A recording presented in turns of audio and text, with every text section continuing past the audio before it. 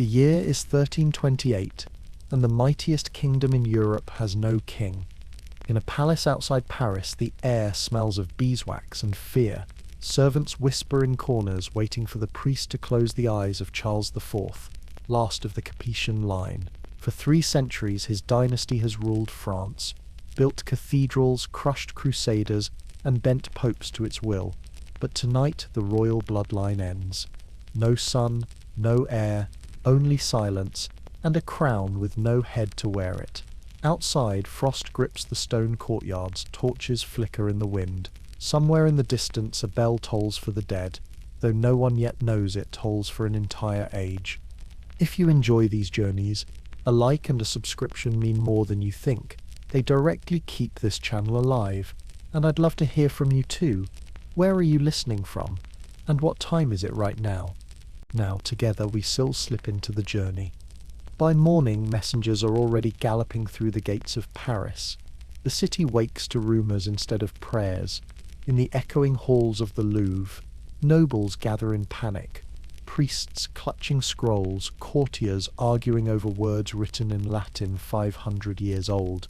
Could the crown pass through a woman's blood? Could a queen's son inherit what she herself could not? Some shout yes, others whisper never.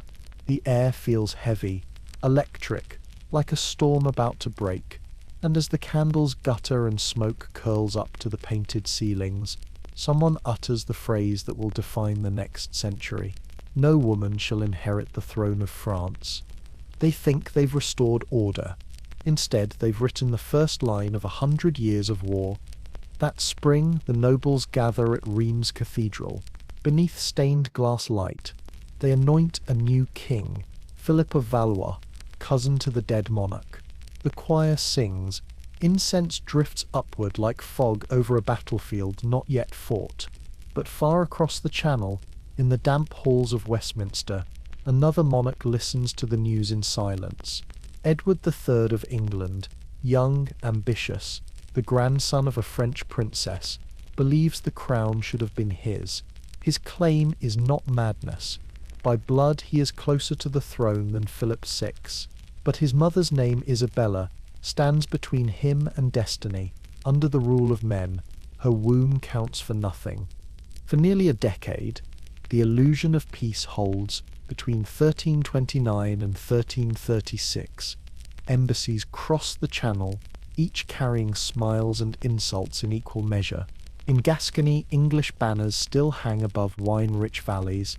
In Paris, royal clerks draft edicts to cut them down. France grows confident again, proud of its young king and his court of silks and sermons. England grows restless, its pride wounded, its merchants squeezed by French taxes, its soldiers hungry for work. And then the balance shatters. Spring 1336, French privateers seize English ships off the coast of Flanders. In Aquitaine, royal officers arrive to confiscate English lands. By autumn, patience has turned to fury. The English king calls his council to Westminster. You stand among them, perhaps a clerk, an onlooker, a face in the glow of the hearth, and watch as the messenger kneels, unrolling the parchment from Paris. It carries the royal seal of Philip VI. All English possessions in France are hereby forfeit. The hall goes still. Only the fire moves. Then Edward rises. His voice is quiet but hard as iron. If France denies my right, he says, then France is mine. Outside, the bells of London begin to ring. First one, then another, echoing through the wet October air. No one yet calls it war, but every forge and harbour feels the pull. Blacksmiths hammer through the night. The smell of iron fills the streets. In taverns, men boast of conquest. In churches, priests pray for peace no one truly expects. Across the Channel, Paris glitters with ceremony. Courtiers laugh at the thought of an island king claiming France. Yet even here, unease seeps in. Merchants from Flanders bring tales of English fleets. The Dukes of Burgundy count their soldiers twice. Farmers along the northern coast hide grain, sensing something vast and hungry approaching. By the summer of 1337, Sails bloom on the horizon. The narrow sea between England and France, once a bridge for trade, darkens with ships, banners, and fear. The same waters that carried silk and wine will now carry armies. Now let the noise of the modern world fall away. Feel the weight of the blankets. Listen to the slow rhythm of waves. You stand upon the white cliffs of Dover, wind cold on your face, the smell of salt sharp in your lungs. Far to the south, beyond the grey horizon, lies France, vast, defiant and waiting. The gulls circle above you, their cries like the pull of fate itself. The tide breathes in and out, steady as time, and somewhere across that restless water, a crown glimmers in the dark, waiting to be claimed. August 1346. Northern France is green and heavy with summer rain. Fields of barley bend in the wind, the earth soft beneath the hooves of armies. You are here, on the edge of a battlefield near a small village called Crécy in Poitiers. The sky is low, the air thick with thunder, and the smell of wet leather. To the north, banners ripple above an English host of barely 12,000 men, farmers, archers, and knights hardened by sea and hunger. To the south, across a shallow valley stretches the army of France, 30,000 strong, glittering with armour, pennons, and pride. It has taken 9 years of skirmishes and failed diplomacy to bring them here. Edward III has marched through Normandy like a ghost, landing at Saint-Vaast-de-la-Hougue in July, his army burning towns from Caen to Poitiers. Now, exhausted and far from supply, he halts at Crécy to face the king who means to destroy him. You move among the English camp at dawn. The men lie wrapped in cloaks, sleeping in mud. The longbows, 6 feet of yew polished to amber, are stacked like spears beside them. Some whisper prayers to St. George, others kiss small tokens of home. The archers are not knights but yeomen, free farmers trained by years of law to shoot for sport and for war. They draw with a strength that cracks bone. A good archer can loose 12 shafts a minute. They are the backbone of Edward's new army. Fast, disciplined, terrifying. Edward himself rides among them on a grey horse, his armour dulled with dust to hide its shine. At his side rides his 16-year-old son Edward of Woodstock, the prince who will one day be called the Black Prince, not for cruelty, but for the dark armour he wears into legend. The king pauses near a rise of ground. From here he can see the French banners through the haze, blue fields sown with golden lilies, fluttering like flames. He knows what's coming. So does everyone else. Across the valley, King Philip VI commands the might of France. His army dwarfs the English.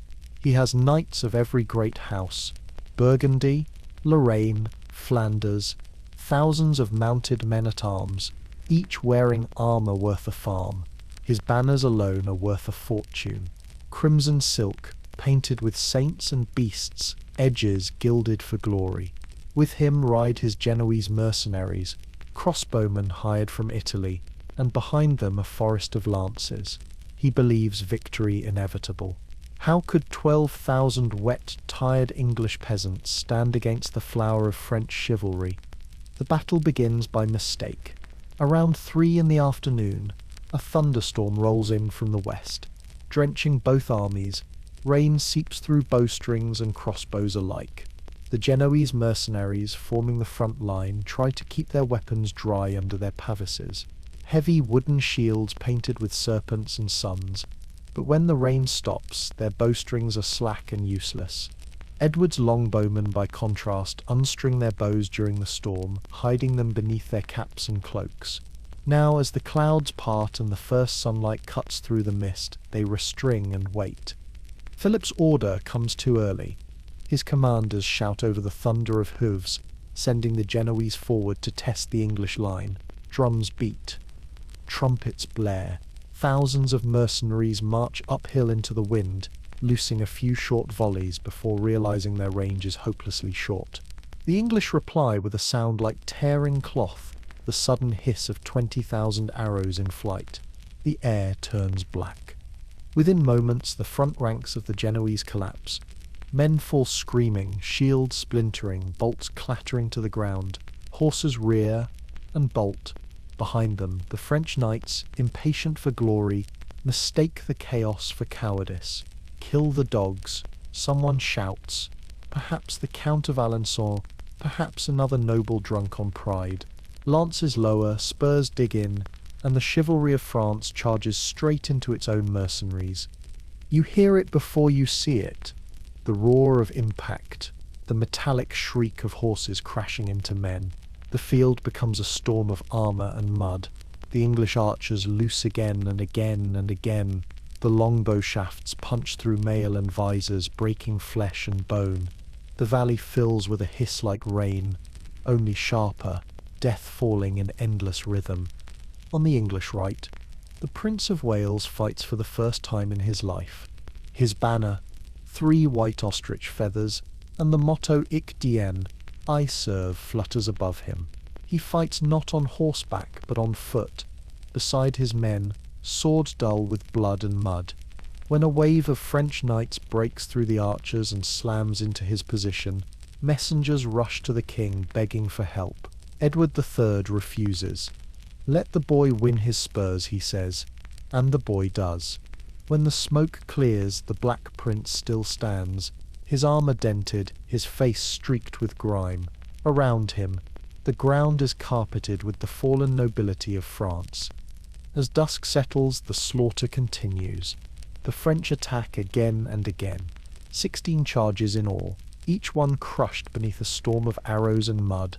King Philip himself is wounded by an arrow that pierces his jaw. His horse is killed beneath him. A handful of knights drag him from the field as darkness falls. By morning, the valley is silent except for the crows. 1,600 knights, 10,000 men, gone. The English lose perhaps 300. Edward walks among the dead at sunrise. The mist clings to the grass like smoke. He stops beside the body of the blind King of Bohemia, who had insisted on riding into battle, his horse's reins tied to those of his companions, so he might die facing the enemy. Edward orders his emblem, 3 feathers and the words Ich dien, to be taken as his own. From that day the Prince of Wales carries the symbol of the blind king who charged into darkness. You move through the aftermath. The smell is unbearable. Blood, wet iron, churned soil. Crows circle overhead. A page kneels beside a fallen knight, trying to pry loose a ring for ransom. Nearby, archers sleep among the corpses, too exhausted to care which body is which. Victory here has no music, only rain. That night, in the English camp, Edward kneels before his son and kisses his brow. He does not smile. He knows this is not the end, only the beginning. The French will recover. Their pride will not die so easily. But for now the Channel lies open, and the English hold the field. If you listen closely you can still hear it. The rhythm of the longbows, the low thunder of hooves, the rain falling on armour. Crécy has changed everything. No longer will courage and noble birth decide battles.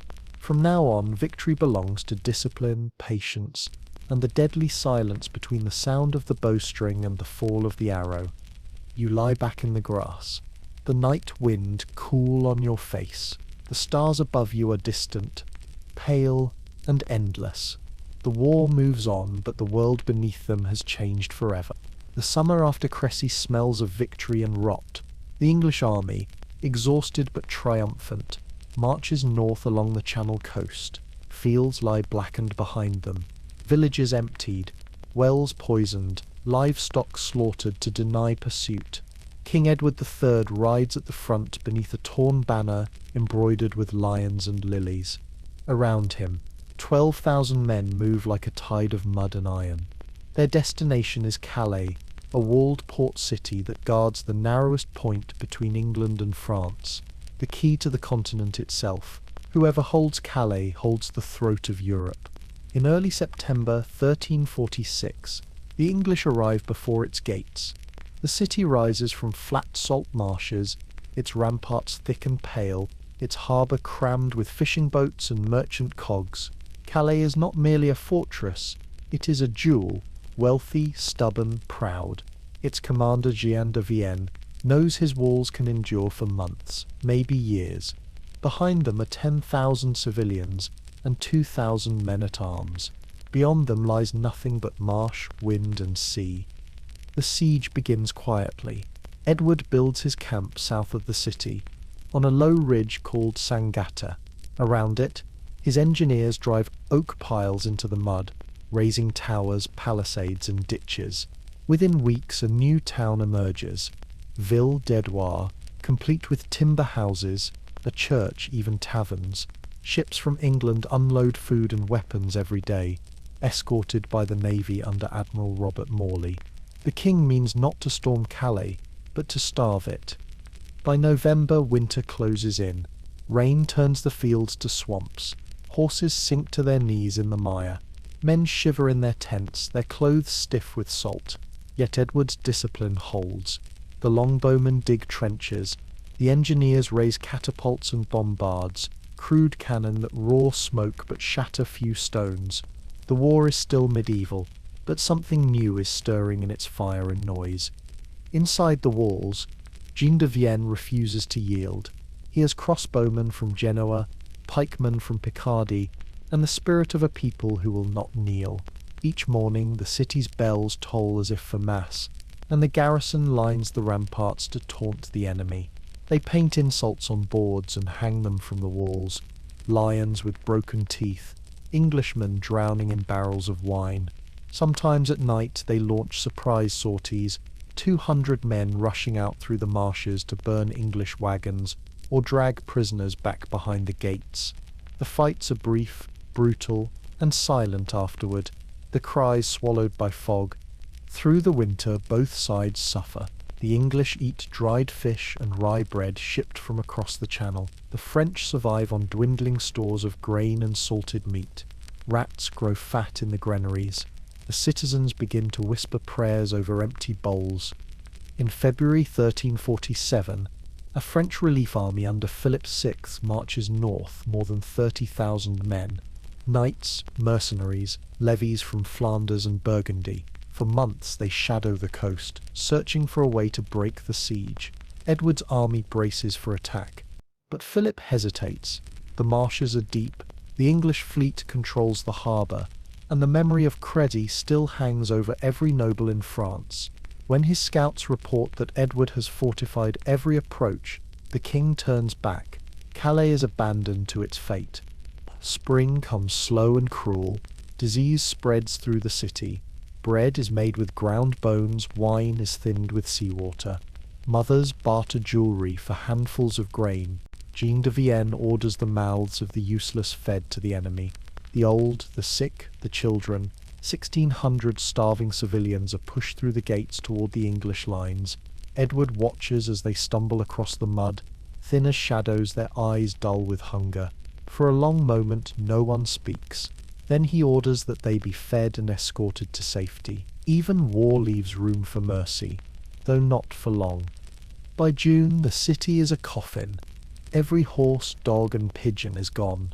The wells stink of decay. Men boil leather and grass to stay alive. Jean de Vienne sends carrier pigeons pleading for relief. But the skies belong to the English falcons. None return. Then, on August 3rd, 1347, after 11 months of siege, a white flag appears on the tower above the Porte de la Mer. A small procession walks out across the mud. 6 men barefoot, heads bowed, ropes around their necks, each carrying a great iron key. At their head walks Eustache de Saint-Pierre, one of the city's wealthiest merchants. His beard matted, his tunic torn. He kneels before Edward and offers the keys of Calais, begging that the people be spared. Chroniclers say the king's face was unreadable. His councillors demanded blood for the long months of resistance. But his queen, Philippa of Hainault, pregnant and moved by pity, fell to her knees before him and pleaded for their lives. Edward hesitated, then relented. The 6 burghers were pardoned. Calais was his. The city's gates open at last. English soldiers march in, silent, boots sinking into the mud that once defended their enemy. The banners of St. George rise over the ramparts. Jean de Vienne, pale and skeletal, is taken prisoner but treated with honour. The citizens are driven out, thousands of them, barefoot, clutching what little they can carry. Behind them, English settlers move in archers, merchants, families. Calais becomes an English city, and will remain so for more than 200 years. You walk its streets that first morning after surrender. The air tastes of ash and salt. The harbour is quiet, the tide washing against the hulls of ships heavy with supplies. Soldiers dismantle the siege towers. Carpenters hammer new gates. In the square, a monk prays over the dead piled beside the walls. A dog sniffs among the bodies, whining softly. Edward stands at the harbour's edge, his cloak snapping in the wind. His son, the Black Prince, now 19, stands beside him. Neither speak. They watch the water, the slow procession of sails stretching toward England, a nation fed by victory, its king now master of a foothold on foreign soil.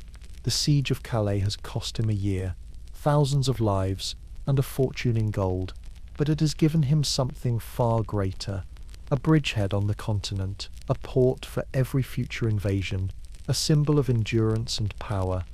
Later chroniclers will call it a triumph of patience, a victory of logistics and will, but those who lived it remember something else.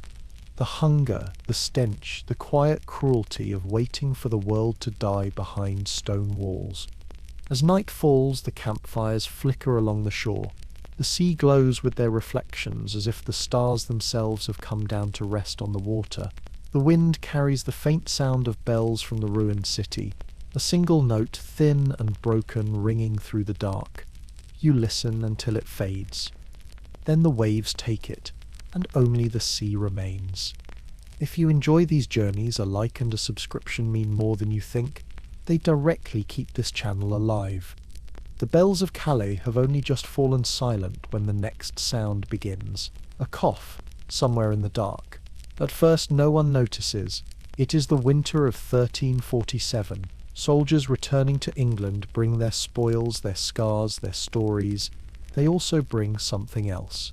No one yet knows the name of it, but soon every language in Europe will learn to speak it. Pestis, the pestilence. It begins quietly in the ports.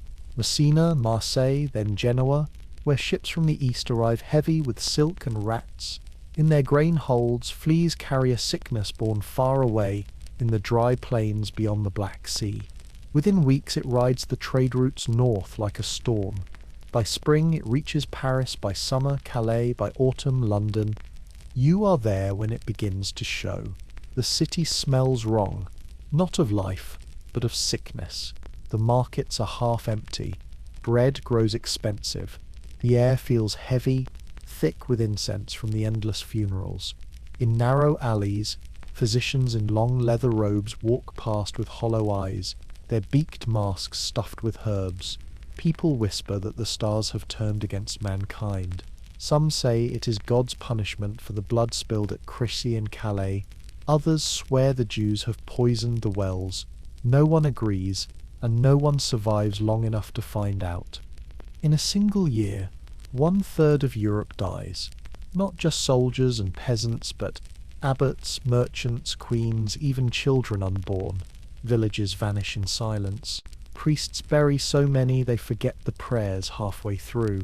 The dead are piled in trenches, sprinkled with lime, and left for the crows. The ground itself seems to breathe disease. In England, King Edward's war freezes in place. His men cannot fight what they cannot see.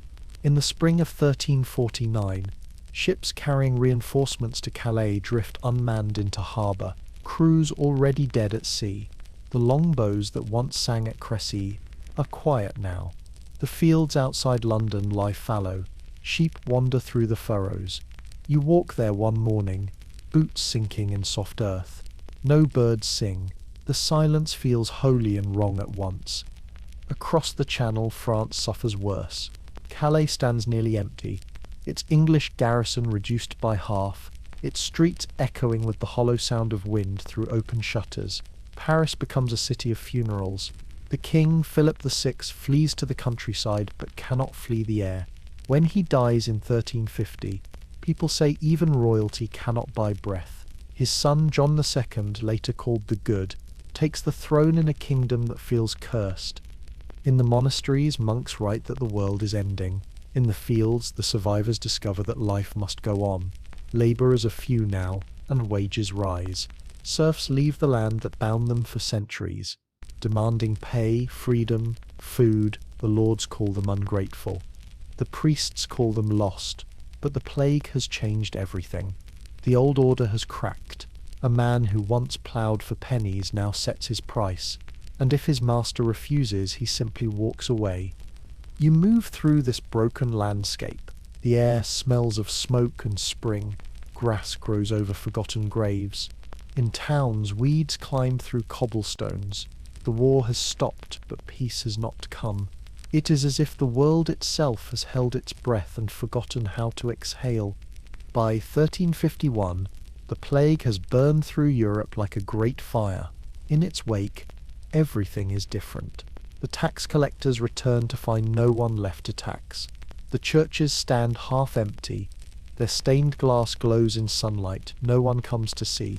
Even the language changes. Old words die out. New ones are born. Wage, labour, freedom.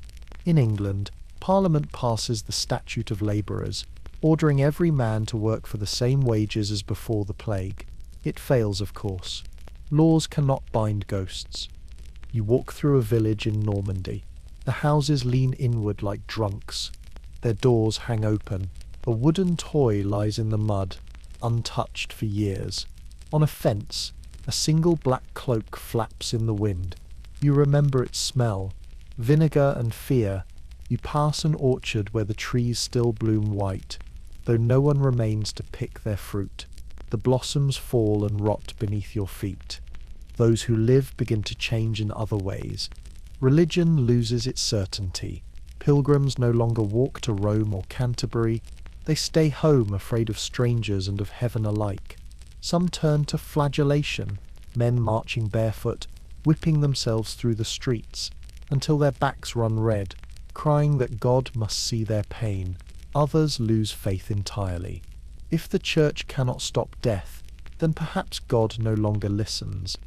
But amid the despair, a strange strength grows. Survivors become harder, more practical. The old belief in noble destiny begins to crumble. After all, the plague has proven that a peasant dies the same as a king. When you look into the eyes of the living now, you see it, the quiet defiance of people who have looked into the abyss and found only their own reflection. In London, Edward's court shrinks. His queen Philippa falls ill and dies. The king grows older, slower, haunted by what he cannot command. His son, the Black Prince, returns from Gascony and finds his companions gone. Archers who once joked beside him at Crécy, now names carved into stone. In his tent he keeps their worn feathers tied together by string. When the wind blows, they whisper like the ghosts of arrows. By 1352, the first green shoots of recovery appear. Markets reopen. Children play again in the streets. The plague has not ended, only receded. But life, stubborn as grass, begins to grow back through the cracks, and with it comes hunger of a different kind. The war, long silenced, begins to stir. You are standing on a ridge overlooking a French valley at dawn. The fog lies thick as wool. The bells of a distant church toll faintly through it. Below, men gather again in armour, banners wet with dew. The survivors of plague and famine return to their old work, fighting, dying, believing that victory might justify the years they've lost. They tell themselves the world has been cleansed, that glory will matter again. But you can see it in their faces, the shadow of the sickness that touched them all. The Black Death has changed war, as it changed everything else. Fewer men means fewer soldiers. Fewer soldiers means money buys armies, not oaths. Kings will now fight with gold as much as with swords. And for all their banners and trumpets, the smell of the plague still lingers, faint but unforgettable. It has taught Europe a single lesson, that death does not need armies to conquer nations. As you walk through the empty fields where whole villages once stood, the wind moves through tall grass, whispering in a language older than prayer. Somewhere beyond the horizon, the English and French prepare to march again. But here, for a moment, there is only silence.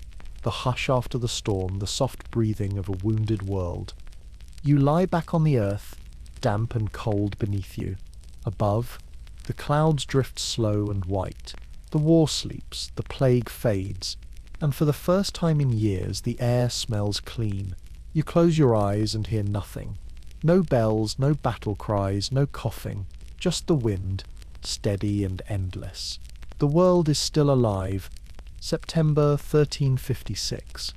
The air over western France is warm and heavy with dust. The vines around Poitiers sag under late grapes, their leaves already curling to gold. From the south comes the sound of iron. 1,000 hooves striking the dry road. The Black Prince is riding north again. Edward of Woodstock, son of Edward III, now 26 years old, commands a small English army, 6,000 men hardened by raids through Languedoc and Aquitaine. They call their tactic the chevauchée, a burning ride meant to strip a land bare, to turn wealth into ash and fear. Villages vanish behind them, towers fall, fields are left smoking. But now the prince is too deep in enemy country. The French king is coming, and this time he brings all of France. King John II, called the Good, though history will wonder why, marches from Chartres with more than 20,000 men. His banners fill the hills, lilies of France, lions of Burgundy, crosses of Brittany, and Auvergne. His armour gleams in the sunlight, polished and proud. He is brave, devout, and reckless.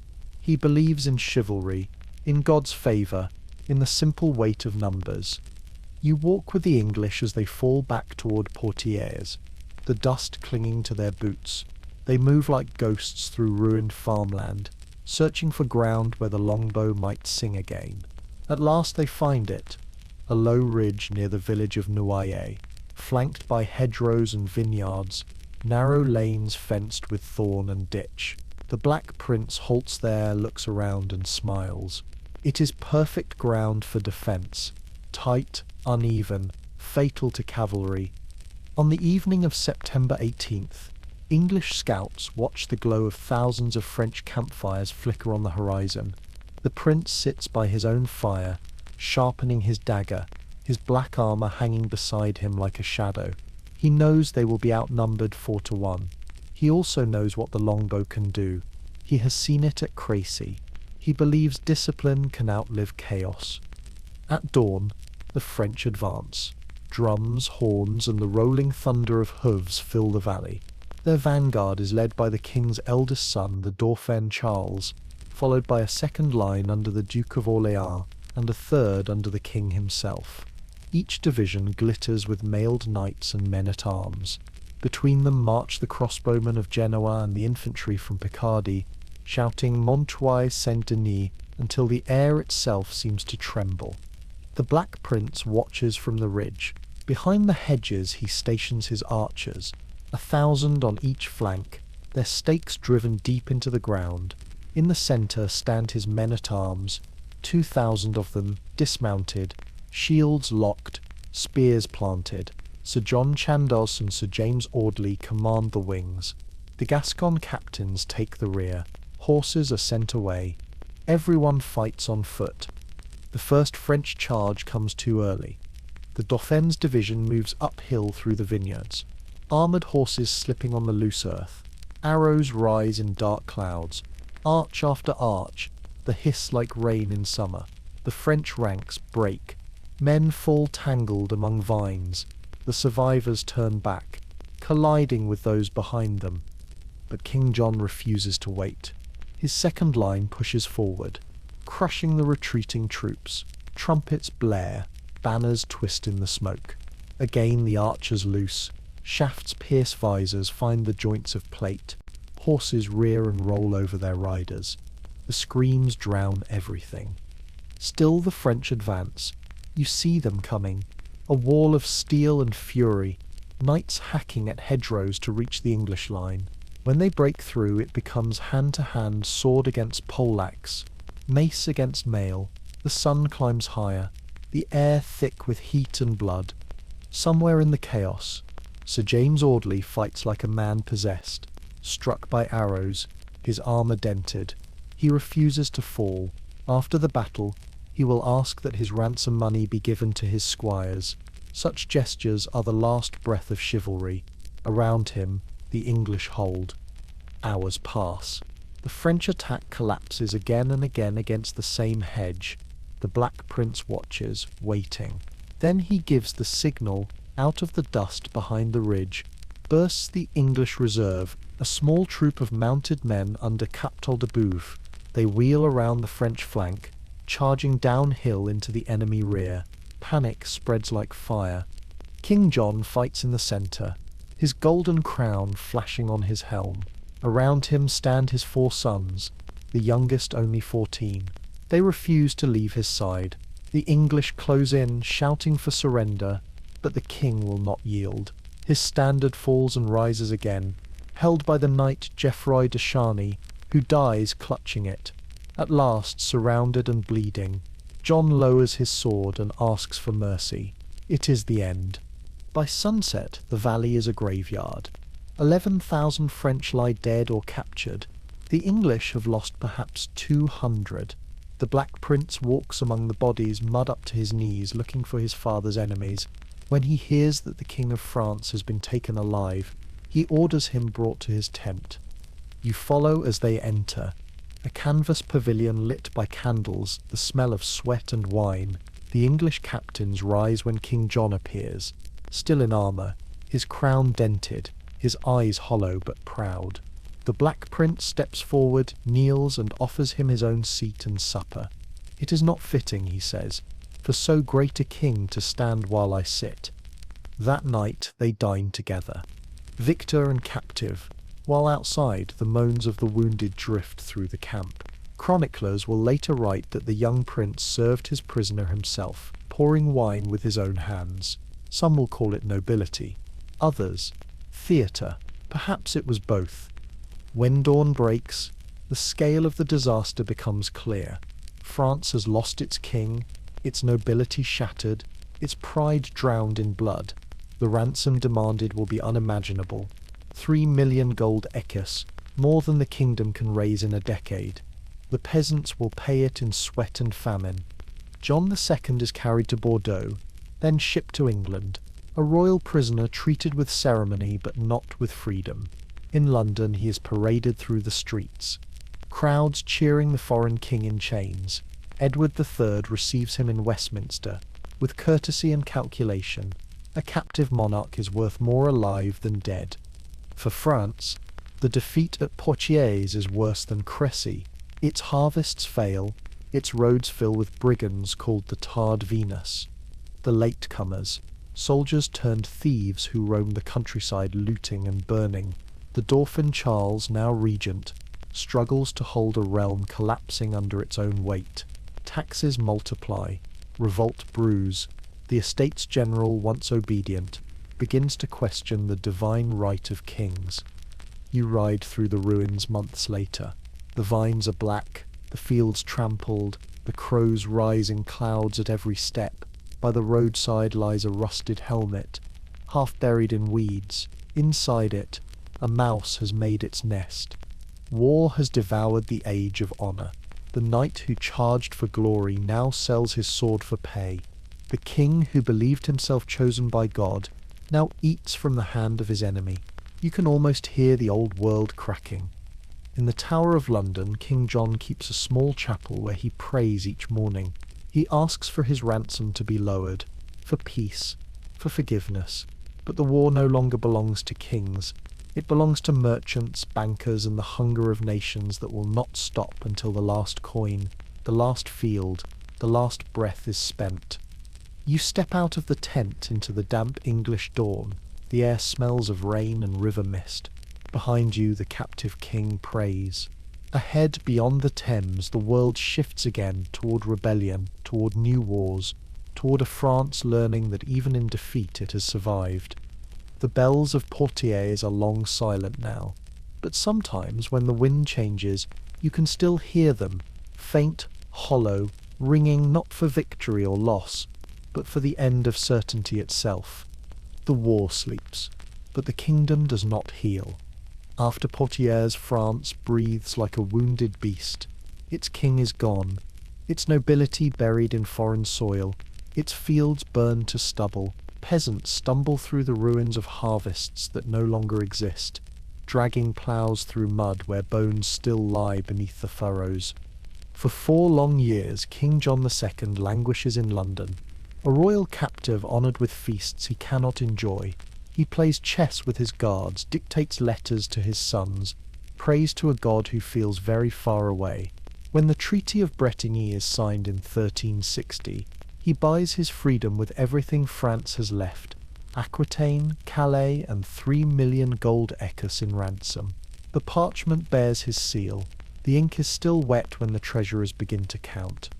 To pay, France sells its own skin. Taxes multiply, silver vanishes. The Estates General, merchants, clerics, and nobles demand reforms and resist the crown. In Paris, banners of rebellion rise. But before politics, before gold, comes fury. Spring 1358. In the valleys of Beauvais and the plains of Picardy, the peasants revolt. They call themselves the Jacques, after the padded jackets they wear, the Jacques bonhomme of contemptuous nobles. For generations they have bent their backs to war and tithe, now they have nothing left to lose.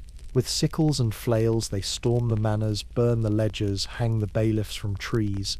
They kill for bread, for vengeance, for the impossible dream that suffering has limits. You walk among them one night as they move by torchlight.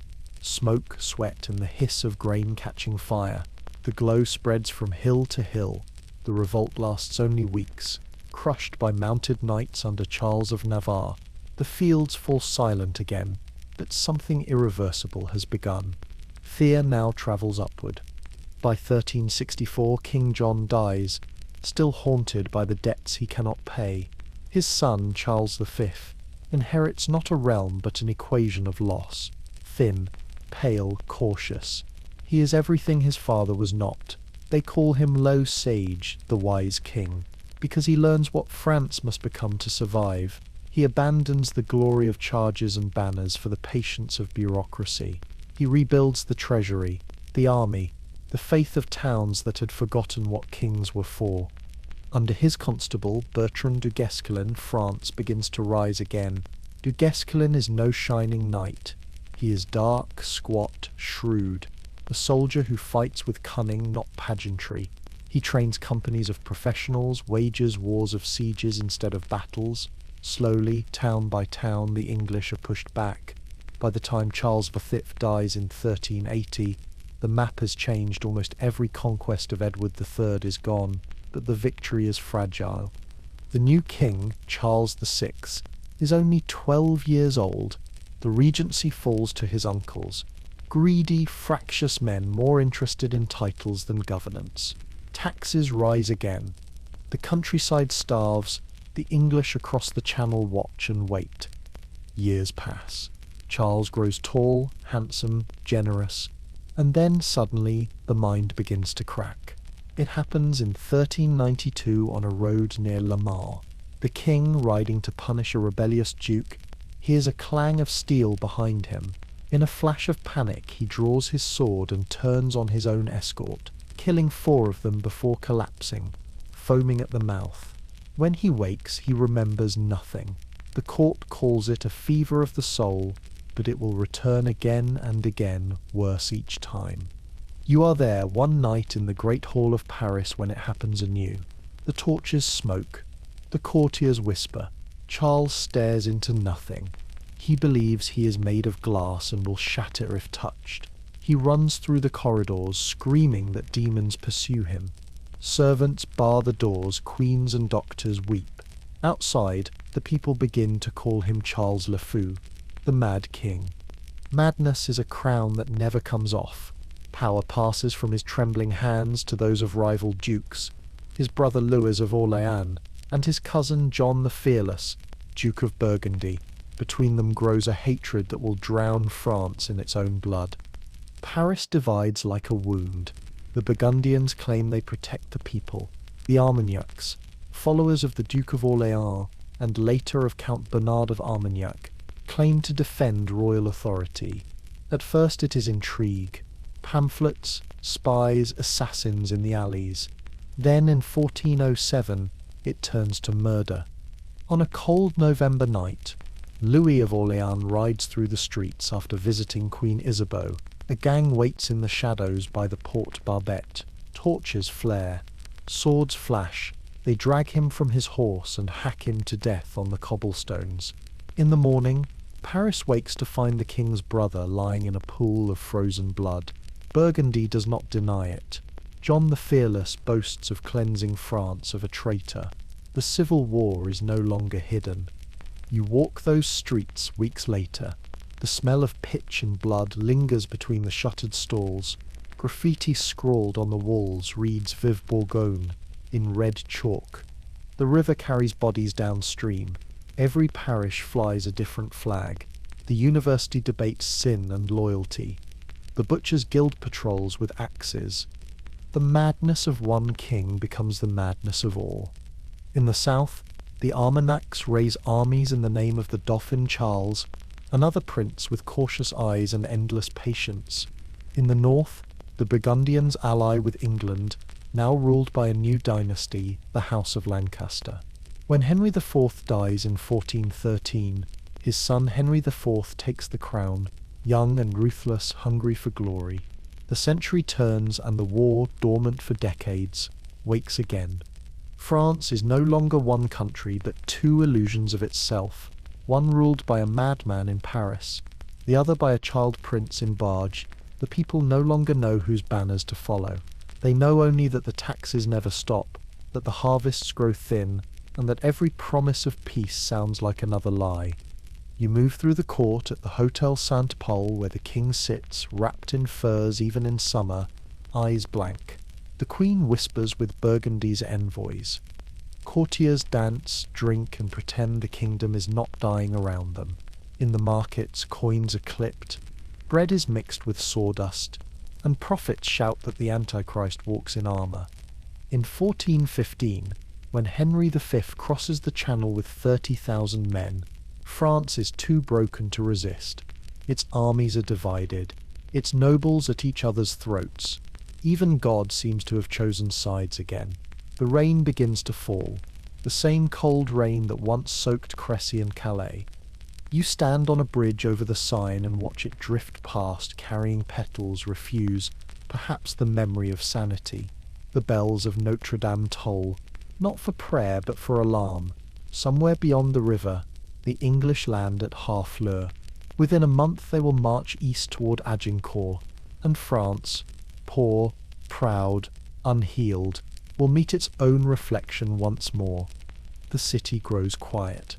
You can almost hear the breathing of the mad king behind his walls, a whisper between life and death. France is still a kingdom, but only barely. The war that began for a crown will now become something darker, a struggle for the soul of a nation. Autumn, 1415. The sea between England and France is grey as pewter, the wind sharp with salt and promise. On its restless surface moves a fleet of more than 1,000 ships, cogs, barges, and hulks, their sails white as bone. At their head rides King Henry V of England, 28 years old, the most dangerous man in Europe. He has crossed the Channel not as his ancestors did, for plunder or vengeance, but for conquest. He carries with him 30,000 men, a royal army built from years of discipline and prayer. His faith burns like steel. We are God's instrument, he tells his captains, and through his grace, France shall be ours. They land near Harfleur, the great Norman port that guards the Seine.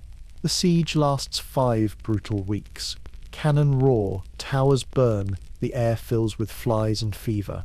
When the city finally surrenders in late September, half the English army is dead or dying, dysentery, typhoid, hunger. Henry stands among the corpses, pale and unmoved. God's will, he says, but even kings bleed. The healthy remnant, Barely 6,000 men begin the march north toward Calais. It is meant to be a gesture of defiance, a pilgrimage of endurance. They march through burned villages and ruined fields, the countryside stripped bare by the French scorched earth. Rain falls day after day, soaking clothes and spirits. Boots rot, horses founder in the mud. Yet Henry forbids despair. He rides among the ranks in plain armour, his words steady, his gaze burning. To the soldiers he seems unbreakable, a hammer forged for the hand of God. Across the plains of Picardy, the French army gathers to stop him. Charles VI, the mad king, still sits in Paris muttering to ghosts, so command falls to his nobles. Constable Charles d'Albret, the Dukes of Orléans, Bourbon, Bar and Alençon. Behind them stand the flower of chivalry, between 20 and 30,000 men, most of them knights in plate armour polished like mirrors. They outnumber the English 5 to 1. They are certain of victory. Rain lashes the roads as the French cut off Henry's retreat. Near a small village called Agincourt, the two armies meet. It is October 24th. The fields are sodden with days of storm. Between two patches of forest, Tramecourt and Agincourt Wood, lies a narrow strip of ploughed farmland, 600 yards wide, heavy with clay. It will become a grave. Henry forms his army before dawn on the 25th, the feast of St. Crispin. He arranges them in 3 divisions, the vanguard under the Duke of York, the main battle under his own command, the rearguard under Lord Camoys. 5,000 longbowmen drive sharpened stakes into the mud before them, angled outward to break cavalry.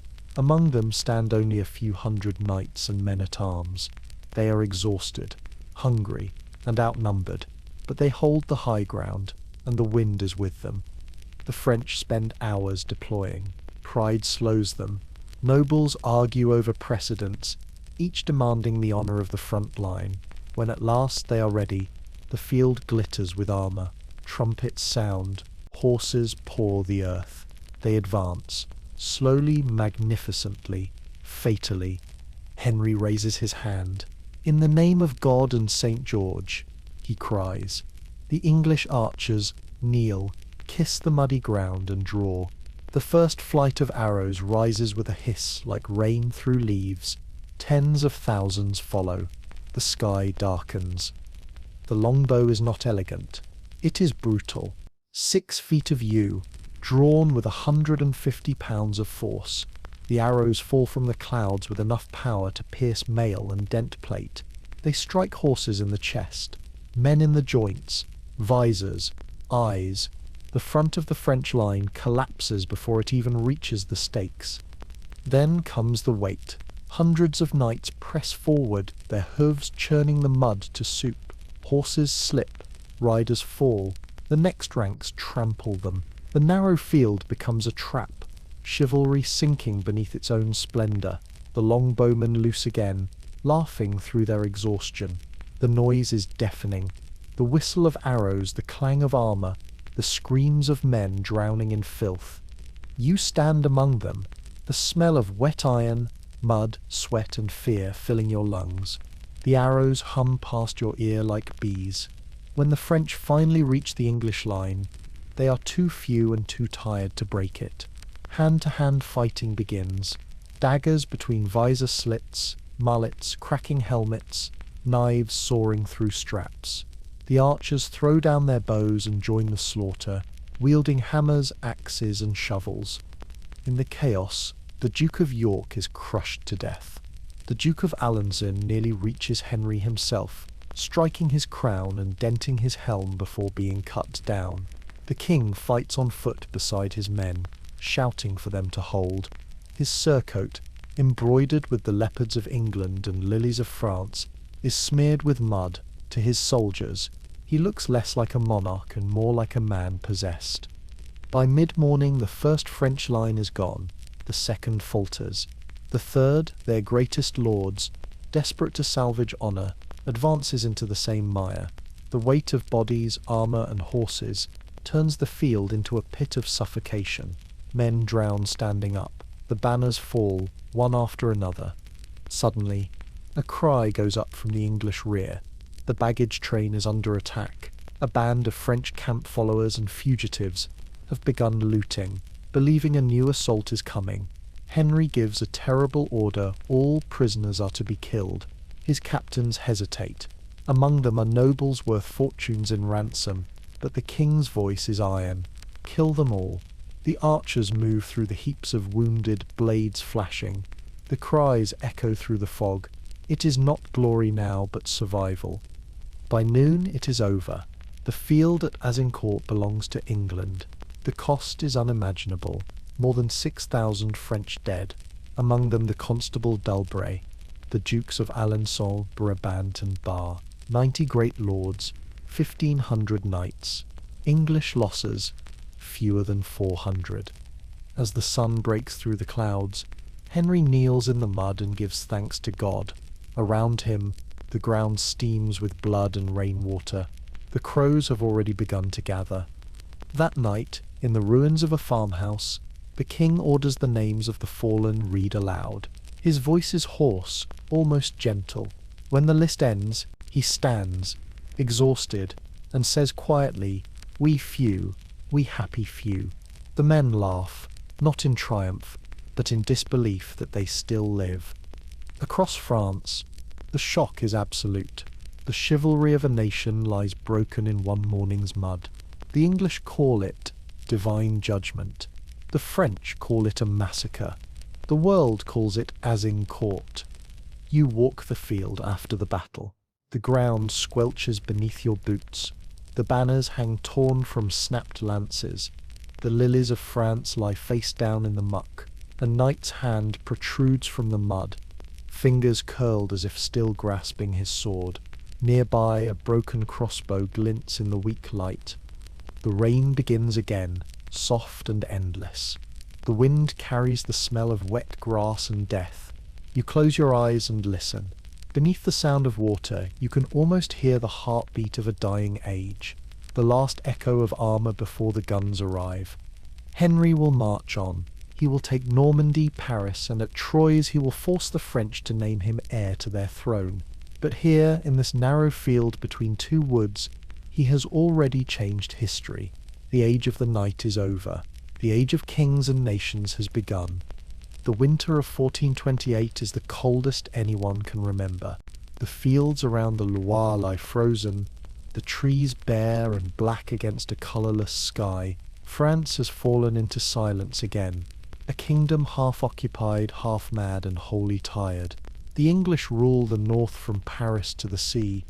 Their banners hang above Rouen and Calais. Their governors speak French with foreign tongues. In the south, the so-called Dauphin Charles hides in the crumbling palaces of Bourges, too poor to pay his soldiers, too cautious to die for a crown no one believes in. But in the marshland of Lorraine, in a village of thatched roofs called Domremy, a girl begins to hear voices. She is 16, tall and thin, with dark hair and eyes like storm water. Her name is Jeanne, daughter of Jacques d'Arc, a farmer and minor official. She cannot read, cannot write, but she can listen, and she swears that the saints speak to her. Saint Michael, Saint Catherine, Saint Margaret. They tell her that France will be saved, that she must go to the Dauphin and lead him to his coronation in Reims. The first time she hears them, she drops her spindle and falls to her knees. The voices are soft, she says, but certain, like bells heard through fog. They return for months, calling her by name, pressing her to act. At first she resists. She is a peasant girl in a world ruled by men and armour, but the voices do not stop. In February 1429 she leaves her home, dressed as a boy, carrying nothing but faith. She rides through rain and mud to the stronghold of Vaucouleurs, where the garrison laughs at her. But one captain, Robert de Baudricourt, sees something in her eyes, calm, relentless fire, and sends her onward under escort. Through enemy lines, through winter forests, she travels more than 300 miles to Chinon, where the Dauphin waits. You follow her through the great hall lit by torches. Courtiers whisper, soldiers grin. To test her, Charles hides among his nobles, dressed in plain clothes. When she enters, she walks straight to him, kneels, and says, "Gentle Dauphin, the King of Heaven sends me to raise your kingdom." The room goes still. No one can explain how she knew him. For weeks she is questioned by priests and scholars at Poitiers, 40 men of the church, searching for madness, heresy, or fraud. They find none. There is more in her than human, one writes. In March, Charles gives her armour, a white banner embroidered with lilies, and a sword discovered, so they say, behind the altar of St. Catherine's Chapel. She rides to Orléans, the last French city holding out against the English. The siege of Orléans has lasted 7 months. The English, led by Thomas Montague, Earl of Salisbury, have built massive bastilles around the city. The garrison within, 5,000 starving men, can see their enemies' fires glowing across the river. When Jenny arrives on April 29th, she is greeted with doubt and awe in equal measure. She wears silver plate that glints in the torchlight. The people call her La Pucelle, the Maid. Within days, the siege begins to turn. Jen rides through the streets, unarmed, calling to the men on the walls, "Courage, God has judged this fight already." Her faith burns through fear like fire through dry wood. On May 4th, the French attack the English Bastille of Saint-Loup. She plants her banner on the ramparts while arrows hiss around her. One pierces her shoulder. She pulls it out and fights on. The soldiers see her and shout her name. For the first time in years they believe. By May 8th, the English withdraw. The siege is lifted. The bells of Orléans ring all night, a sound no one thought they would ever hear again. The people flood the streets with candles and tears. From the walls you can see the enemy retreating, their standards drooping in the rain. The Maid of Lorraine has done what no army could. The victory shocks the world. The English commanders call her a witch. The Burgundians whisper that she is the devil's whore. The Dauphin calls her a miracle. She calls herself nothing but God's servant. In June she persuades Charles to march north toward Reims, the ancient city of coronations. Her logic is simple. If he is crowned king before his people, France will remember itself. The journey is madness. 200 miles through enemy territory. Yet towns surrender at the sight of her banner. Auxerre opens its gates. Troyes falls without a fight. On July 17th, 1429, the Dauphin kneels in Reims Cathedral. The Archbishop anoints him with holy oil. Trumpets echo beneath the vaults. Jen stands beside him, holding her banner upright. "It has borne the burden," she says softly. "It deserves to share the glory." You are there in the crowd. The sunlight through the stained glass paints the walls with red and gold. The people cry, "Noel, Noel," not for Christmas, but for France reborn. After nearly a century of war, a king stands crowned again in the city of his ancestors. But miracles burn fast. By winter the politics return. The courtiers grow jealous of her fame. The generals resent her orders. Charles, cautious by nature, hesitates to press the war. The Maid wants to march on Paris. The council prefers treaties. In September she leads a small assault on the city anyway, and fails. She is wounded again, this time in the thigh. The gates remain closed. Months later, in 1430, she rides north to defend Compiègne from the Burgundians. During a sortie, her horse is pulled down, her banner seized. She is taken prisoner by John of Luxembourg, sold to the English for 10,000 livres, less than the ransom of a baron, more than the price of a cow. They take her to Rouen, where the English regent John of Bedford and the Bishop Pierre Cochon prepare her trial. It lasts 6 months. The questions are endless. Do you believe you are in God's grace? If I am not, she answers, may God put me there. If I am, may God keep me there. The judges call it clever, the people call it divine. You stand in the courtyard of Rouen Castle on May 30th, 1431. Dawn is grey, the air heavy with the smell of ash and tallow. Joan walks barefoot through the crowd, wearing a plain dress. her hair cut short, her lips move in prayer. The English soldiers mutter and cross themselves. Even they are afraid. The executioner ties her to the stake. The fire catches slowly, the smoke rising in a single column. She looks up once, her face calm. "Jesus," she whispers. "Jesus." The flames climb higher. A soldier throws a torch. Another turns away. When it is over, the crowd weeps. The executioner swears to have seen her soul rise with the smoke, shaped like a dove. The ashes are thrown into the sign. Her banner, burned with her, becomes dust, but her name remains, whispered in the mouths of soldiers, carved into the hearts of peasants. Within a generation she will be declared innocent, and then a saint. But even now the change she brought cannot be undone. France will fight again, not for princes or treaties, but for itself. The English will soon begin to fall back, their empire crumbling town by town. Yet here in the courtyard of Rouen, as the smoke fades into the grey sky, the air feels both empty and full. You walk away through the narrow streets, the stones still warm under your boots.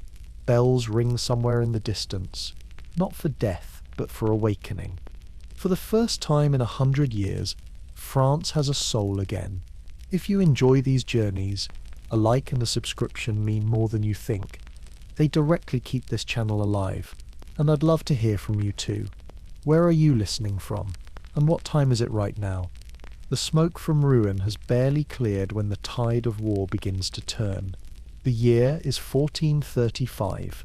France is a ruin stitched together by prayer and hunger, but it is learning again how to stand.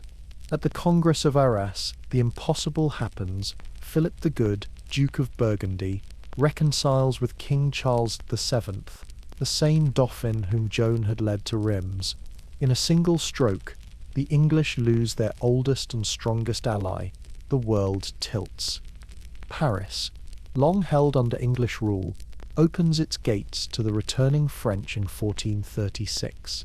The lilies of France rise again over Notre Dame. Citizens tear down the red cross of St. George and trample it into the mud. The soldiers who once fought for England melt away into the countryside, unpaid and unremembered. The English regent, John, Duke of Bedford, dies soon after, his health and spirit broken. With him dies the last shadow of English order in France. You walk through Paris that spring. The streets smell of damp stone and bread. Children chase each other around the fountains. Priests ring bells not for mourning but for thanksgiving. And yet beyond the sound the fields still bear the scars of decades. Villages lie half buried in weeds. Wolves prowl the forests where farms once stood. France has won back its heart, but not its body. Charles V, cautious and patient, begins to rebuild both. He reforms the army, creating the first standing companies of professional soldiers, compagnies d'ordonnance. He standardizes pay, weapons, and command. He gathers gunsmiths and metallurgists to cast great bronze cannons smoother and deadlier than any seen before. The English still rely on bows and horses. The French now march with powder and iron. The war changes shape. No longer a contest of noble houses, it becomes a machine. Cannon instead of courage, supply lines instead of banners. The sieges of the 1440s are slow, methodical, devastating. Fortresses that once resisted for years now crumble in days under bombardment. The people call these new guns lève bouche à feu, mouths of fire. Across the Channel, England bleeds quietly. King Henry VI, son of the great victor of Agincourt, has inherited neither his father's strength nor his will. Gentle, indecisive, haunted by visions, he lets his ministers squabble and his soldiers starve. The glory of Henry V turns to rust. The treasury is empty, the nobles restless, but pride demands that England hold its last possessions in France, Normandy and Aquitaine, the bones of empire. In 1449, the bones begin to break. Jean Bureau, master of French artillery, leads the assault on Rouen. His cannons pound the gates until they sag like old wood. Within days, Normandy falls. The people cheer as the blue flag with golden lilies climbs the walls. The English retreat south, clinging to Aquitaine, their oldest prize, their last refuge. The land there is still loyal. For 3 centuries, Gascon wine has flowed to London, English coins through Bordeaux. The people speak 2 languages, dream 2 loyalties. When Charles VII demands their submission, they refuse. We were English before we were French, they say. So in 1451 the king sends his armies south. The French banners move through the vineyards like storm clouds. Bordeaux opens its gates with little resistance, hoping for mercy. But mercy is rarely permanent. In the spring of 1452, the citizens rise in revolt, calling England back. They send desperate messengers across the sea, pleading for help. In London, an aging knight listens. John Talbot, Earl of Shrewsbury, the last of the great English captains. 70 years old, scarred, unyielding, he has spent his life fighting this war. He cannot bear to see it end in retreat.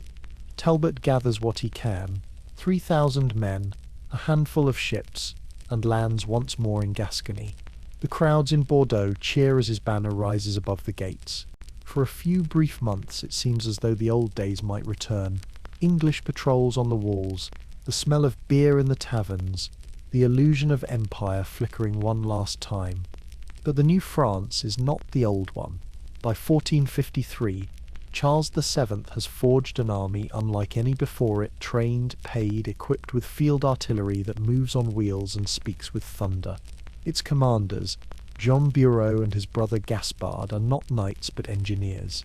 They measure ranges, angles, weight. They fight with numbers, not prayers. In June 1453, they surround the English stronghold of Castillon, a fortified camp east of Bordeaux. Talbot arrives with his son and 1,200 men to relieve it. He does not wait for reinforcements. If we tarry, he says, we lose France. He rides out at dawn on July 17th, banners snapping in the wind. The valley below is cloaked in mist, the Drôme River whispering through the reeds. From the French camp comes no movement, no sound. The silence feels wrong. You ride beside him, the old man's armour blackened with age, his horse restless beneath him. When he gives the signal, the English advance, confident, proud, certain that God still favours them. Then the earth erupts. From behind the earthen ramparts, more than 300 French guns open fire. The roar rolls across the valley like the sea breaking against cliffs. The first cannonballs tear through the ranks, shattering men and horses alike. The air fills with iron and screams. Archers drop their bows, covering their heads. Knights tumble into the mud, armour ringing like bells. Talbot's horse is killed beneath him. He rises, sword in hand, shouting for his men to stand fast. The French infantry charges, not noble knights, but professional soldiers in brigandine and sallet helmets, advancing in perfect order behind their guns. The English waver, trapped between smoke and blood. Talbot's son falls beside him, struck by a shot that takes his arm. The old earl kneels, cradles the boy, then rises again, his voice raw. Advance, in God's name. It is no use. A second French volley crashes into them. The lines collapse. In the chaos, Talbot is surrounded. His leg is crushed beneath a fallen horse, his banner trampled into the mud. He fights until the end, his sword flashing once, twice, then falling from his hand. When the smoke clears, the last great English knight lies still. By evening, the field of Castillon belongs to France. Bordeaux surrenders 2 months later.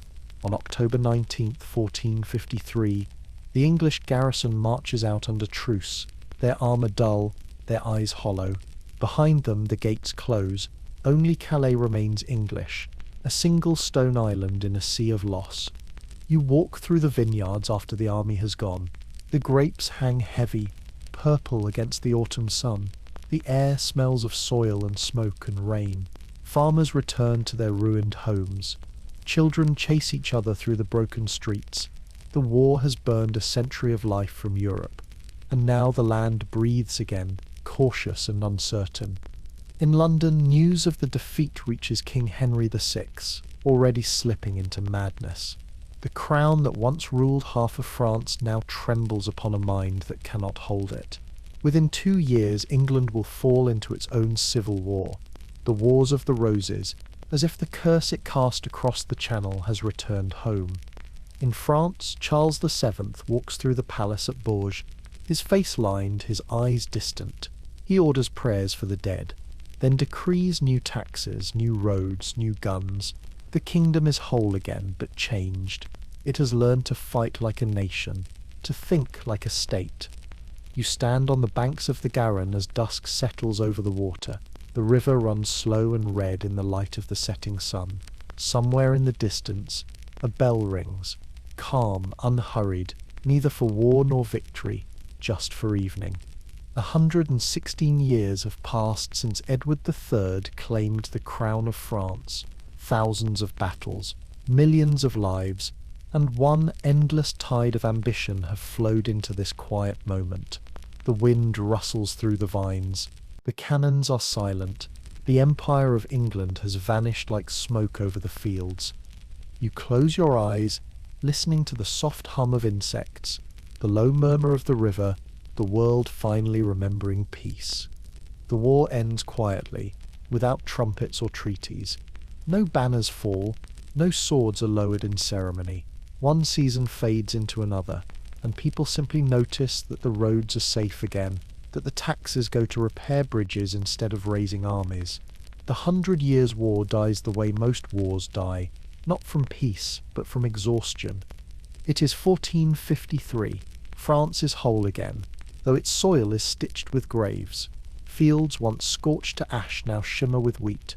The air smells of smoke and plough earth, of life returning cautiously to a land that has forgotten how to breathe. King Charles VII rules from Paris, older, heavier, half in shadow. He orders walls rebuilt, coins restruck, archives restored. He wants to prove that the kingdom still exists, and in doing so he invents something larger than kingship. France becomes a body, not a family, a nation. You walk the streets of Paris one morning in spring. Sunlight slides down the stones of the Louvre. Children chase a hoop through the square. Soldiers in blue and red stand guard at the bridges. Their pay comes from the crown, not from lords. Their loyalty is to the flag, not to a man. Behind them, cannon gleam in the courtyards, bronze and black stamped with royal lilies. They are the new heartbeat of power, louder than sermons, heavier than armor. Far to the south, merchants in Lyon whisper that the roads are open again. Caravans from Italy bring silk, gold thread, paper. In the universities, scholars copy Greek books newly arrived from Constantinople, rescued from another empire's fall. Everywhere, pens replace swords. The age of knights is over. The age of minds begins.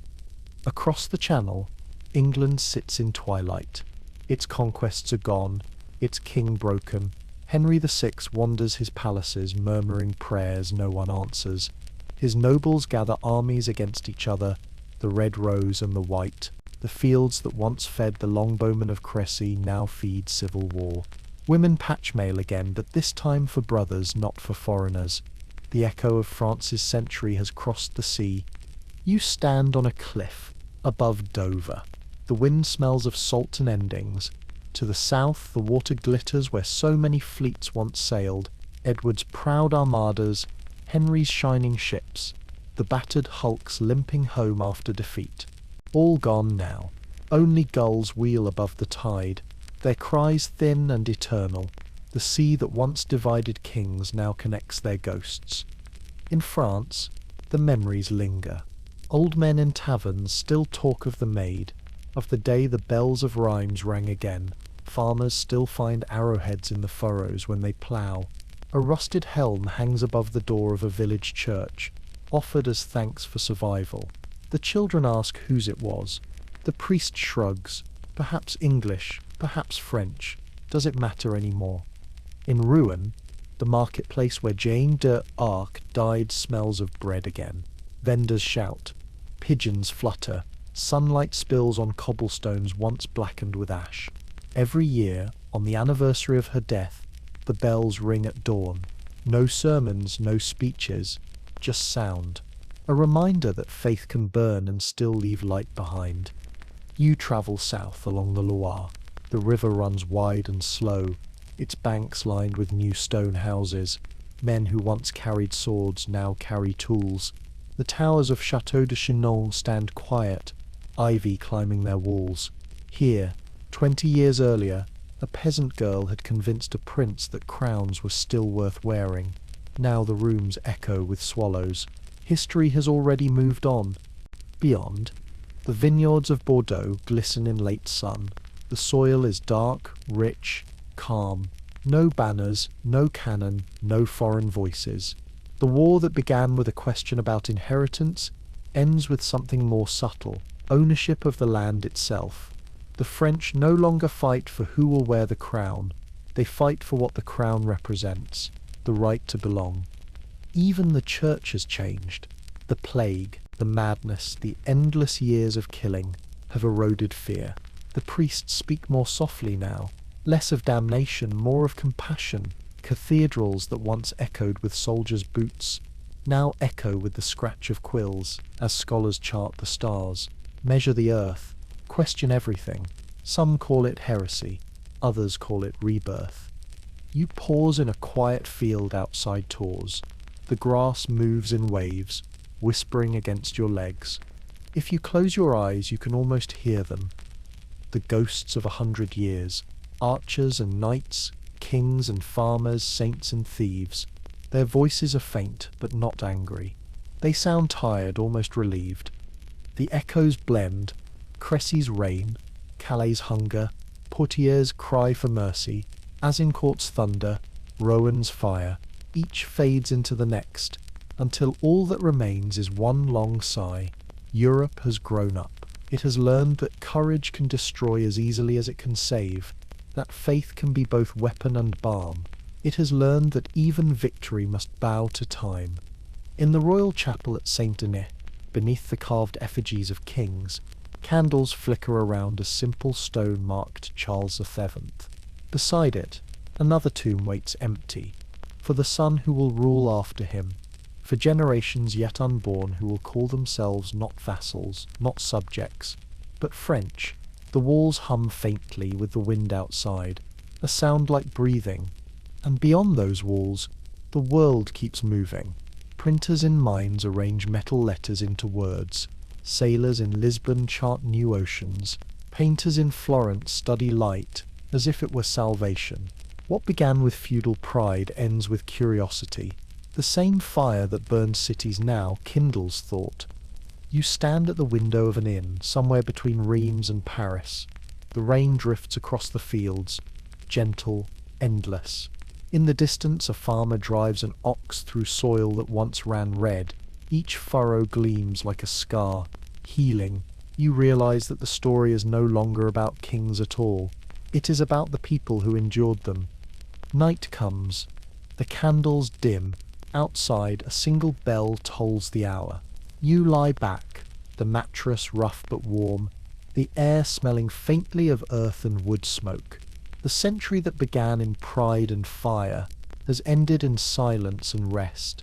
France and England sleep across the water from each other, dreaming different dreams, bound forever by the same past. You breathe in, slow and steady.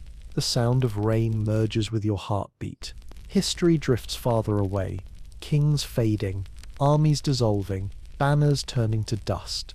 All that remains is the rhythm of the world rebuilding itself, one quiet dawn at a time. You are safe now.